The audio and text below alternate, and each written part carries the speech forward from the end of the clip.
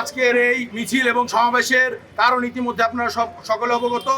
বিগত কয়েকদিন আগে আমাদের ফরিদপুরের চিহ্নিত বিএনপি, যুবদল, স্বেচ্ছাসেবক দল, ছাত্র দলের সকল সভাপতি, সাধারণ সম্পাদকদের নামে একটি মিথ্যা মামলা দায়ের করা হয়েছে।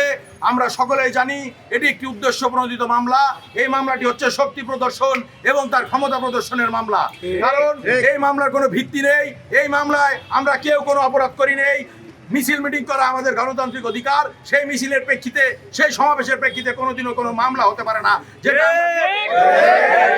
শেখ হাসিনার আমলে যা দেখেছি, খন্দকার মোশাররফ হোসেনের আমলে যা দেখেছি, তিনি ফরিদপুরকে কুক্ষিগত করে রাখতে চাইতেন, তিনি ফরিদপুরকে মুষ্টিবদ্ধ করে রাখতে চাইতেন। ঠিক তারই ধারাবাহিকতায় বর্তমান সময়েও এই ফ্যাসিস্ট সরকারের পতনের পরেও, এই শেখ হাসিনা সরকারের পলায়নের পরেও কিছু আওয়ামী লীগের দোসর, কিছু শেখ হাসিনার প্রেতাত্মা এখনো বাংলাদেশে এবং আমাদের ফরিদপুরে বিদ্যমান রয়েছে।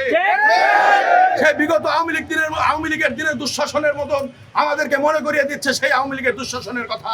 যে সময় আমরা ঘরে থাকতে পারতাম না, আমরা বাড়িতে থাকতে পারতাম না, মিথ্যা মামলা হামলা দিয়ে আমাদেরকে দিনের পর দিন ঘর ছাড়া করে রাখতো, আমাদেরকে দিনের পর দিন কোর্টের বারান্দায় গিয়ে আমাদেরকে ধর্ণা ধরতে হতো।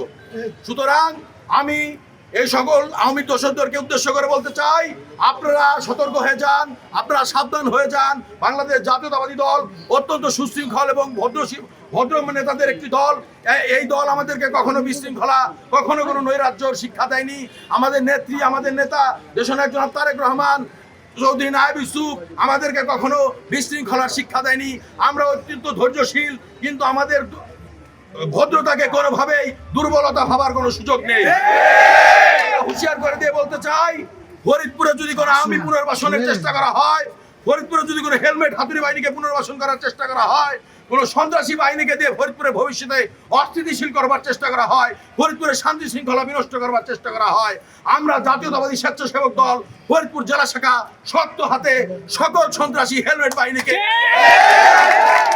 ফরিদপুরের মাটিতেই আমরা প্রতিহত করব।